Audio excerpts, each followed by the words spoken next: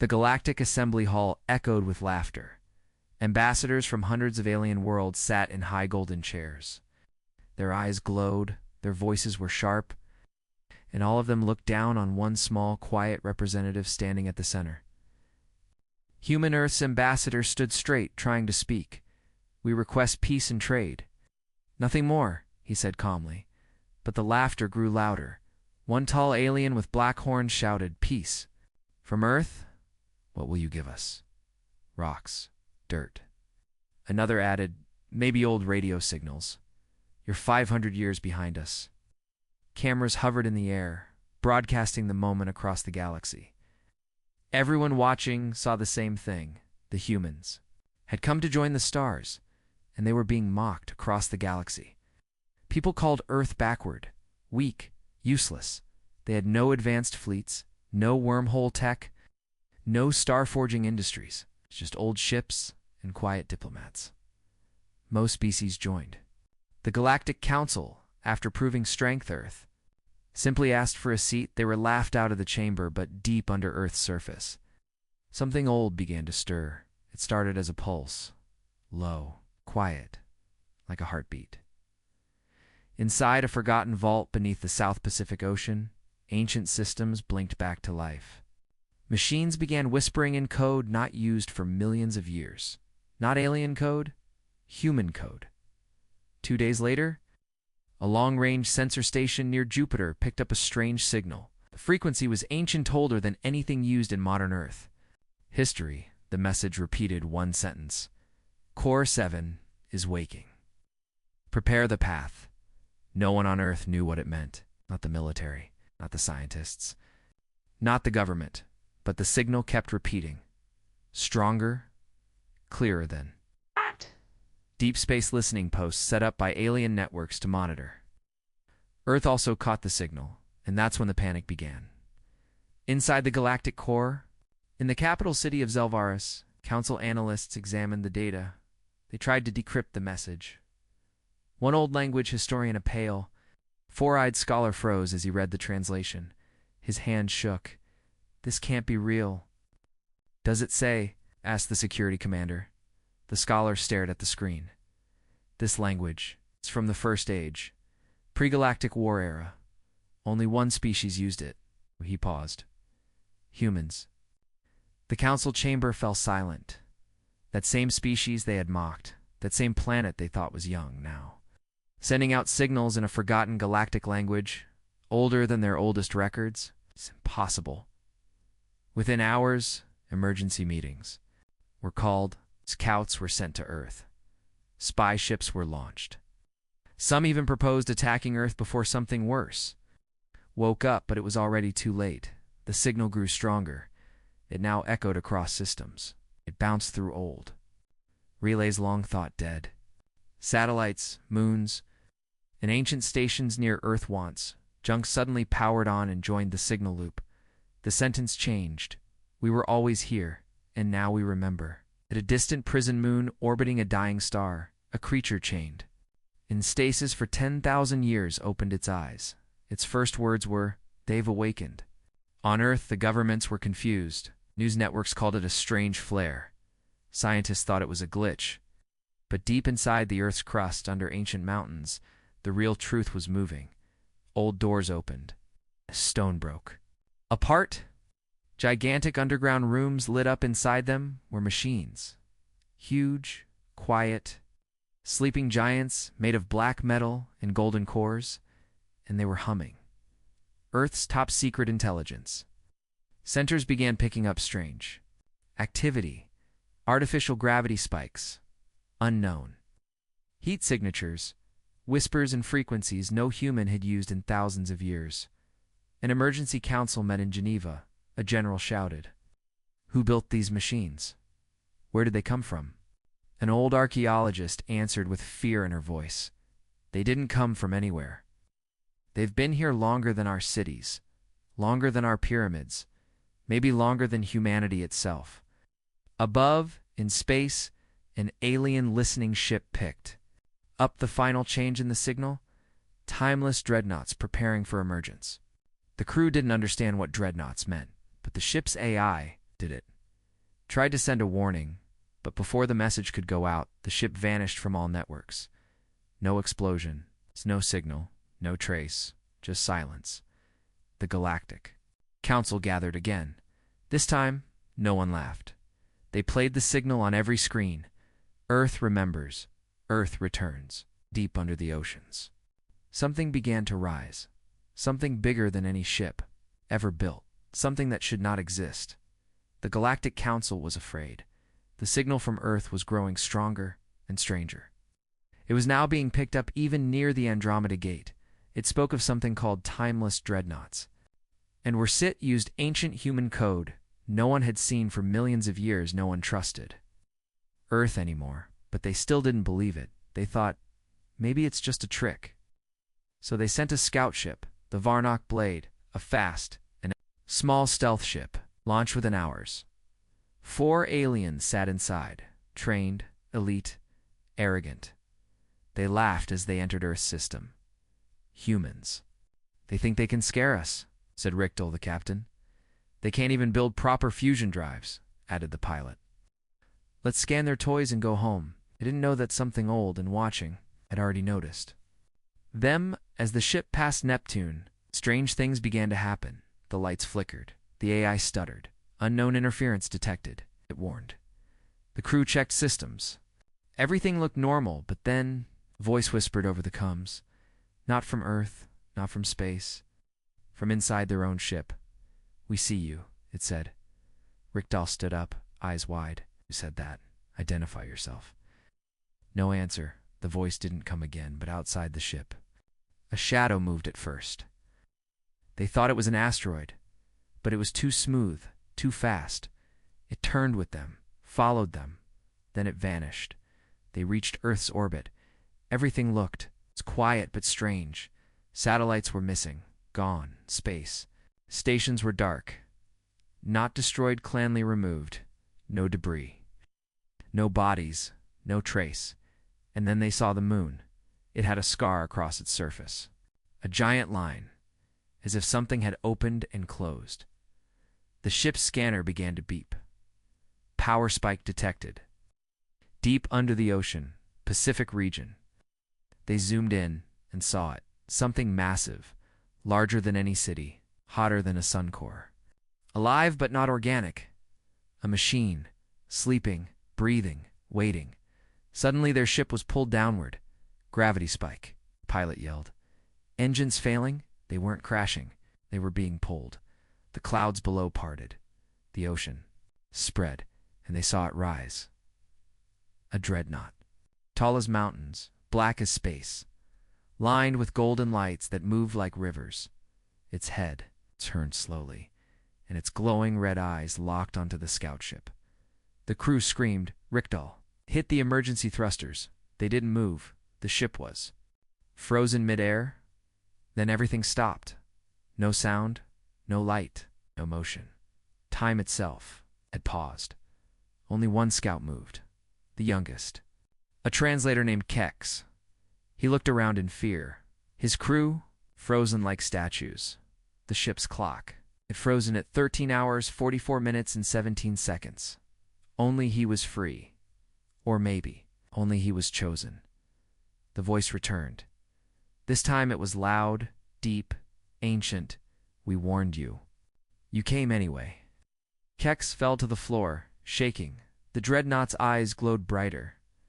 You do not understand what sleeps here, but now you will. A beam of red light covered Kex's body, he screamed. Then everything went black when he woke up. He was alone, in his escape pod, floating in space near. Saturn, the scout ship was gone, so were his friends, so was his mind. A galactic patrol ship found his pod 2 days later. They opened it, Kex. This was still inside, but he was not the same. He rocked back and forth, eyes wide, mouth open, saying the same words again and again. We were never alone on Earth. We were never alone. On Earth, doctors tried to speak with him. Psychics tried to reach him. He only repeated those words. Nothing else. The council received the full report. The mission was a failure. 3 scouts lost. 1 mentally broken. And no, Answers only fear. The council commander called an emergency meeting. This is no longer a small threat, he said. If Earth has unlocked these dreadnoughts, balance of power is changed. One nervous ambassador asked, "Should we attack now, before more wake up?" Another whispered, "No, it may already be too late." Across the galaxy, old empires started preparing. Fleets moved into formation, defenses were raised, and spies were sent toward Earth, but none returned. Because under the oceans, in the deserts, inside the ice, more machines were waking. More dreadnoughts, twos, to protect Earth. To protect Earth, at any cost. The world above seemed normal. People walked the streets. Children played. Governments argued over money and land, but deep under Earth's crust, beneath oceans, under mountains, and hidden in ice, the old machines were waking, not alien machines, human. Machines in Antarctica. A military research base received a strange energy reading from deep below the ice. It was not geothermal, not natural, it was organized. Rhythmic pulses, precise intervals. A language made of power. One soldier joked, "Maybe. We found a frozen spaceship." No one laughed when the ice cracked, and a door opened. A drone was sent inside. What it saw left everyone speechless. A staircase, made of black stone, metal, and unknown alloys. It went down for miles. On the walls, carvings, not alien glyphs, human writing, but it was old, too old, older than any known civilization. One line kept repeating, "Guardians sleep until Earth calls." Back at Geneva, the United Human Nations called an emergency meeting. Military leaders, scientists, historians, we showed the footage from Antarctica, then the data from the Pacific, then the words of the alien scout. Keksu kept repeating, "We were never alone on Earth." Silent archaeologist stood up. "I've seen these machines before," she said. Everyone turned toward her, in ruins across South America, in deep caves near the Himalayas, buried structures under the Sahara, all marked with that same line. She pointed to the screen. "Guardians sleep until Earth calls." She continued, her voice low. "We thought they were religious symbols, myths, ruins from early humans." She paused. "We were wrong." At that same moment, in the Mariana Trench, the deepest place on Earth, a massive tremor struck the ocean. Floor seismic stations recorded an object moving, not rising, marching across the ocean bed. Something long buried had awoken. It was not rusted. It was not damaged. It was perfect, as if time had not touched it. A nearby deep-sea probe caught only one frame before it was crushed. In that one frame, a colossal mechanical leg, human dash-shaped, and carved into the metal. Glowing dimly, Dreadnought class, Helios V. The images were sent to every world leader now. They couldn't hide it. The ancient relics beneath Earth weren't relics at all. They were living machines, and they were designed for one purpose: war. But who built them? Why were they hidden, and why? They waking now? Back in the Galactic Council, panic was rising. The scout ship was gone. The dreadnought had risen, and the signals from Earth kept growing stronger. A council technician shouted, "There's another transmission?" They played it, a mechanical voice, deep, human. It said only one line: "We were made before your stars were born." The council chamber fell silent. How could that be? How could humans so new, so weak have machines older than the galactic core itself? Only one answer made sense. Humans were not new. They were forgotten. One council historian reviewed the forbidden archives. She searched the oldest records, those marked level Omega. There she found a name, the Origin War. A war so ancient. Even the council called it legend, a war where the stars bled, and at the center of it, humanity. The record spoke of machines that could move planets, weapons, could twist time, and beings who lived for eons. They were not gods, they were human. But after the war, they vanished. Some believed they were destroyed. Others believed.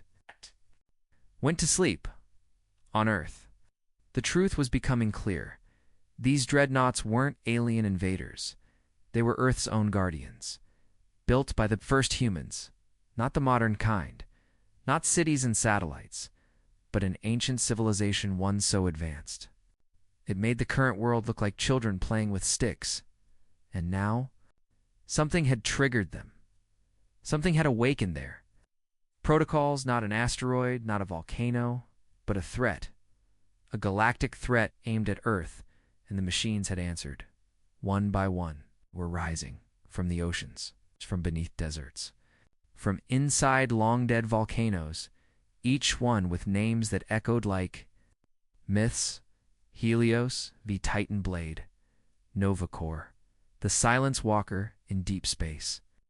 Alien listening posts were vanishing, not attacked, just erased, no wreckage, no warnings, just silence.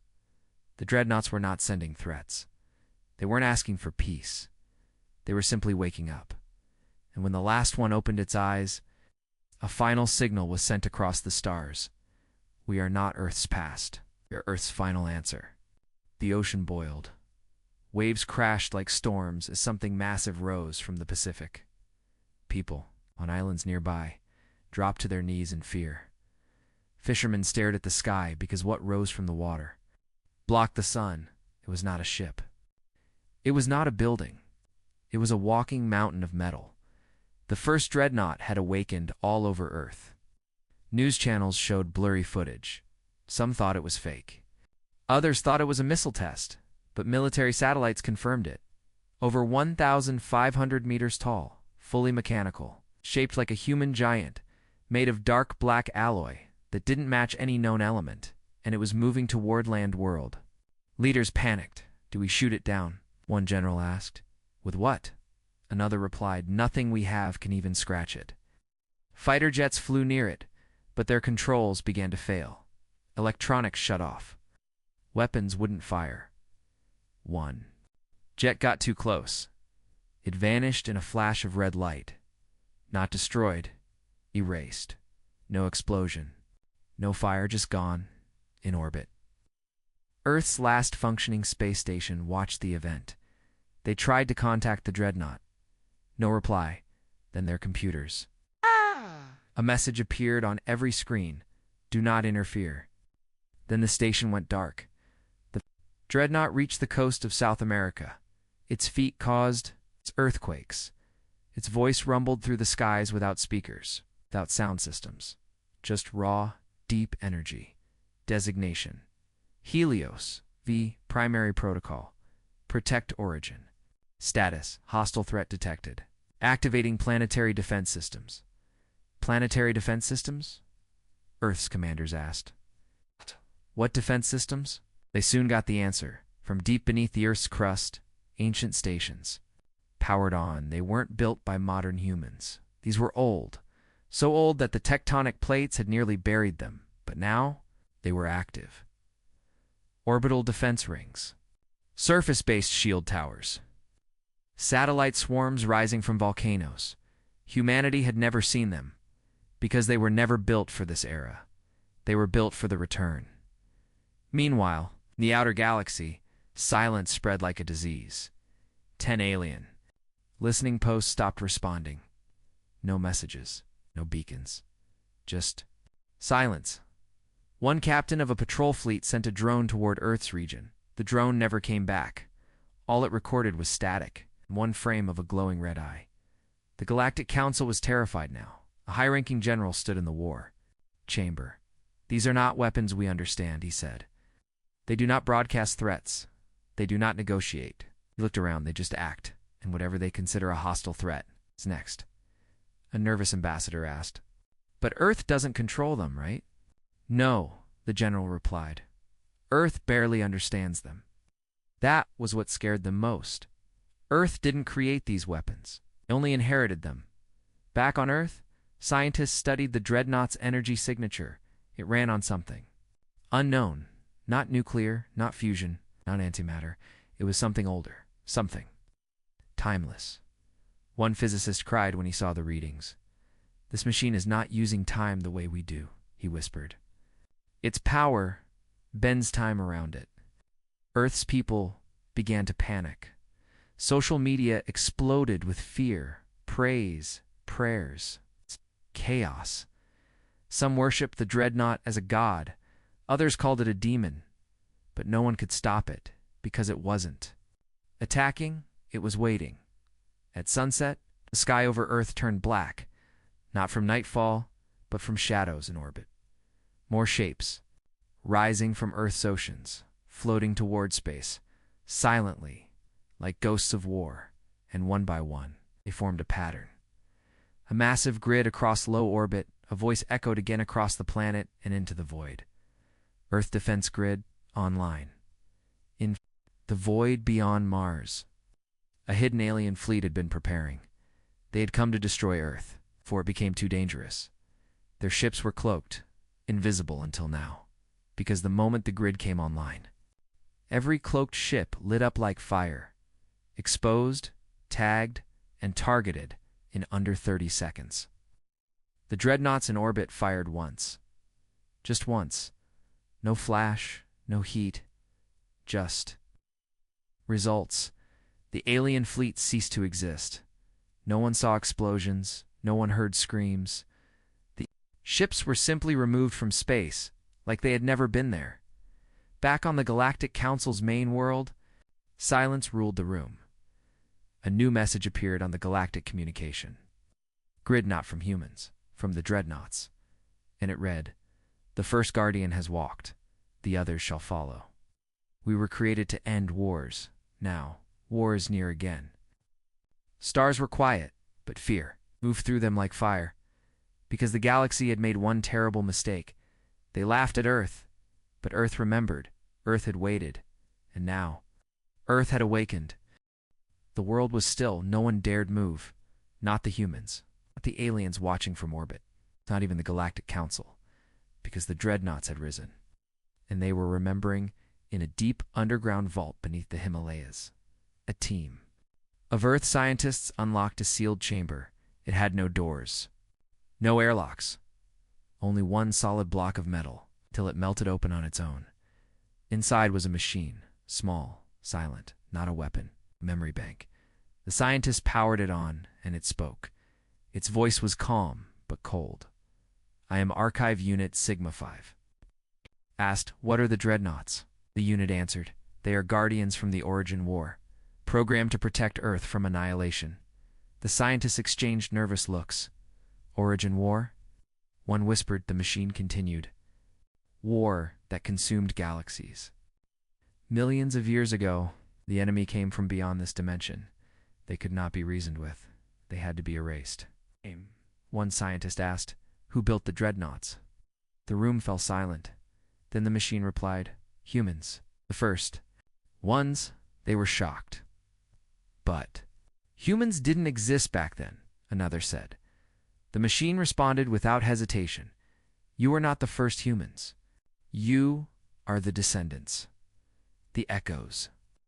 The first ones left this world when the war ended. They erased themselves to stop the cycle, but the machines remembered everything.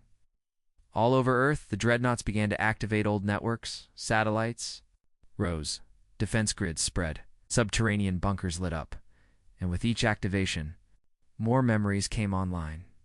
In one bunker under Africa, a hologram played. It showed a galaxy burning, planets cracking open, entire star systems. Falling into black holes, at the center of it human warships, massive and terrifying. Beside them, the dreadnoughts marched like giants of judgment. They had ended the war. They had paid the price. They had been buried for peace. But now, peace was gone in the galactic core. A secret meeting was held. The oldest council members sat around a dark table. One of them spoke in a whisper. "This is worse than we feared. They were not sleeping, they were waiting," another asked. "Can we reason with the machines?" Third shook his head. "No, they do not forget. They do not forgive." The galaxy had long forgotten what it did. The war, the betrayal, the fear of Earth's power back then. They had all joined forces not to protect Earth, but to destroy the first humans. Because Earth had become too powerful, they thought they succeeded. Erased records. They wiped archives. They made Earth a myth. And time passed. Civilizations rose and fell, and Earth was reborn. But the machines had never forgotten what the galaxy had done.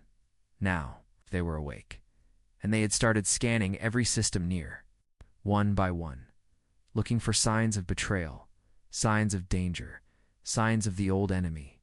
In a nearby star system, a peaceful alien science station sent out a harmless probe toward Earth.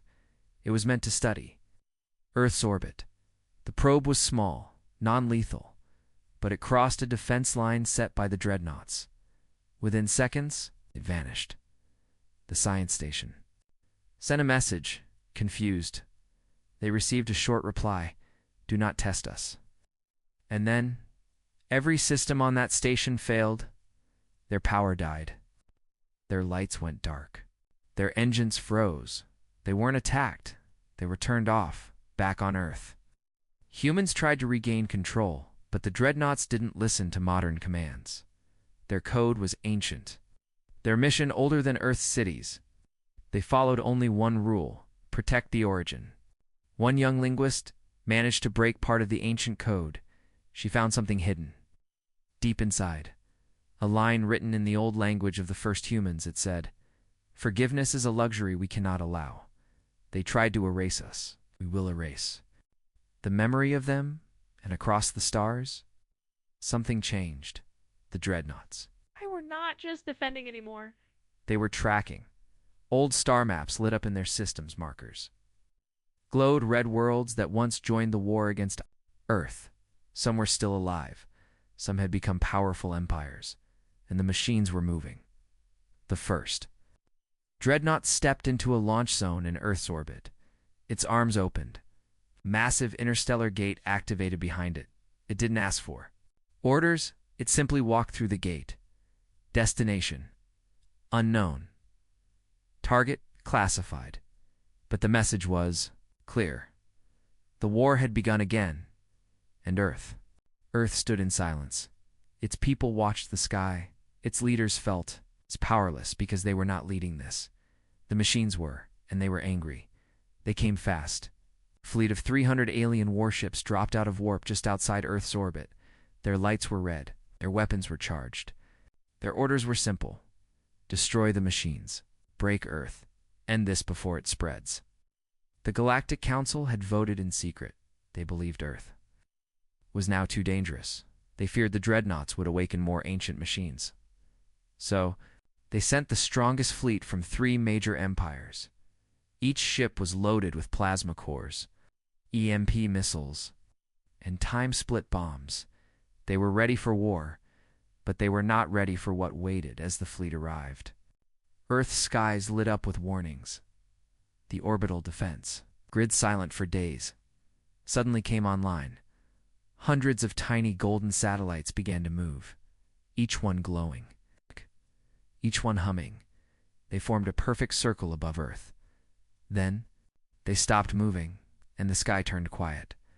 The fleet commander, Admiral Rexon, opened comes. "This is the United Council fleet. You are harboring weapons of forbidden power. Stand down and deactivate all dreadnoughts." No answer. He repeated the warning. Still, silence. Then the sky spoke back, but it wasn't a voice. It was a frequency. Sharp, cold, ancient. Only the fleets. AI could translate it. You were warned. You came anyway. The alien ships locked weapons. They targeted Earth's atmosphere. 300 plasma. Warheads aimed down, and then time paused. Literally inside the flagship. Admiral Rexon saw the clock. Stop, 14 hours, 1 minute, and 3 seconds. The second hand didn't move. His officers froze mid-speech. Only he could think. Barely everything outside turned gray, and through the silence, something stepped out of the dark. A dreadnought, but not from Earth. From space. Self. It folded out of a rift behind the fleet. Its metal was deep black, but stars shimmered across. Its surface. Its eyes glowed white, and it was watching. It didn't fire lasers, didn't launch missiles, didn't say anything. It simply moved one arm slow, steady, That was enough. Time snapped back, and every alien ship exploded at once. But not like normal. They didn't burn. They didn't break. They just disappeared, like they had never been. Built in less than 6 seconds, the fleet was gone. 300 ships, thousands of lives, all erased without warning. No smoke, no fire, no wreckage. Just silence. Across Earth, cameras caught only flickers. A flash of white light and stars. Nothing else. People looked up, confused. The war had ended before they knew it started. At the Galactic Council, alarms went wild. Fleet trackers reported. No survivors. Worse when they tried to replay the attack footage. All data was blank. Like the ships had never existed. One council leader whispered in horror, "They controlled time." Another replied, "They control more than that." Later that night, Earth received a signal. Not from humans, not from aliens. From the dreadnought itself. It was simple. No threat, just truth. "We did not start this, but we will end it. You erased us before, now you will remember." And from across Earth's crust, more dreadnoughts began to rise. One stepped out of Mount Everest. Another tore through the frozen Arctic shelf. One even emerged from a ruined temple in South America. And above them all, a message burned across the stars. Earth is not weak. Earth is not alone. Earth is returning. The galaxy held its breath, because now they understood something terrifying. The first humans had not died. They had simply prepared for their return, and now their guardians walked again. The Galactic Council was silent. The strongest fleet had been erased in seconds. No explosions, no remains. Just 300 warships. It's gone and Earth still standing. Still quiet, but its dreadnoughts were rising. Panic spread through the stars. Millions of citizens fled border worlds. Allied species turned off communications. Even pirate factions refused to go near Sol. The word was clear. Do not touch Earth. But it was too late for fear. The machines were moving. The council called for an emergency response. "We must send a message," said Chancellor Vorel. "Apologize. Beg if we have to." "What?" one ambassador asked. "To who? The humans?" The Chancellor shook her head. "No, to the machines. They're the ones who speak now." A massive peace fleet was assembled. Not to attack, but to kneel. No weapons. No threats. Just diplomats, priests, historians. They flew toward Earth in white ships, glowing blue with peace signals, and they brought gifts. Ancient relics stolen from Earth long ago. Data crystals. Lost history. Everything the galaxy had once erased. Now, returned with trembling hands. The fleet stopped outside Earth's orbit. They opened all channels and sent one message. "We were wrong. Forgive us. We return what we stole. Let there be peace." The humans watched from Earth's surface. They were quiet. They didn't reply. They didn't move, because this wasn't their war anymore. The dreadnoughts hovered in orbit, still cold. Watching then, as one of them stepped forward. Its name glowed across its chest. Judicato. Without sound, without light. The dreadnought replied, not with words, with judgment. Suddenly, the Council's peace fleet couldn't move. Their ships were locked. Engines died. Power faded, not destroyed, held in place.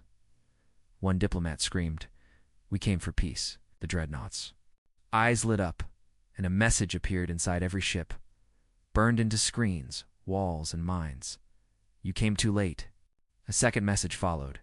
"Peace is not a word, it is a promise. You broke it. Now you offer it as a shield. We do not accept." And then, without firing a single shot, Judicator vanished. In its place came a wave. Not of light, not of fire, but of truth. Every alien on every peace ship saw the same thing. The memories of the war, the first war, the origin war.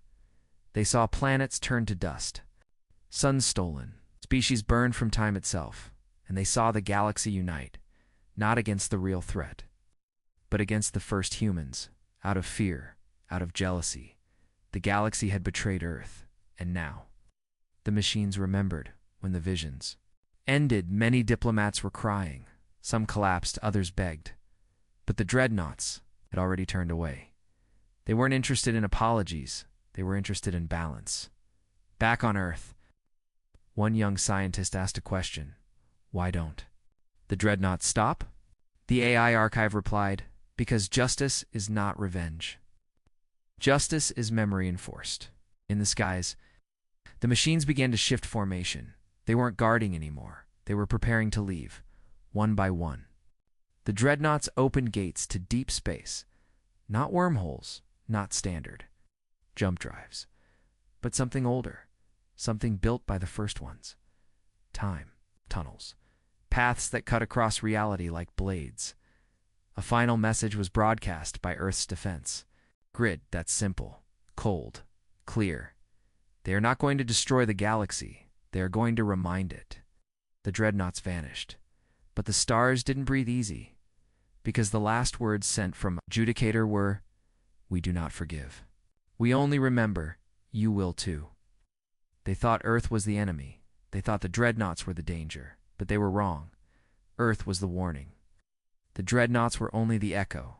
The true threat was still out there, and it had just woken up in deep space, far beyond known systems.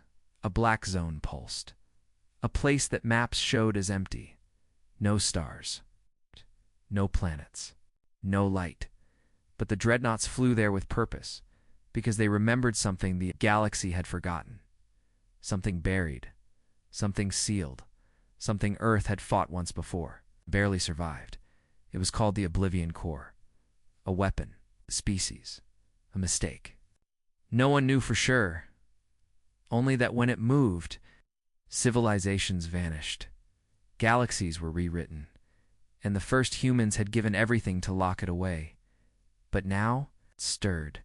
Because the galaxy had touched Earth again. Because they had broken the chain of silence. Because curiosity had replaced caution.